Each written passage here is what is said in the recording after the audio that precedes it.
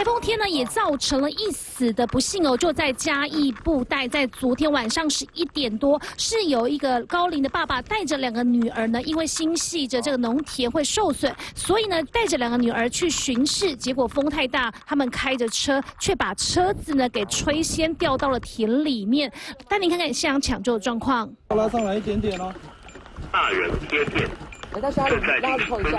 抵达现场后回报为一自小客车发生车祸，及一名女性58岁和一名75岁男性，分别是肢体外伤，分别由我们911车送往嘉义长庚医院和埔子医院救治。那么根据目击者表示，当时候他就看到车子开在前方，但是因为风真的是太大了，才刚起步没多久就发现车子不见。那么经过报案之后，警方也找到了这个车子翻覆在田中央。那么3人经过送医，很不幸的是有1人死亡。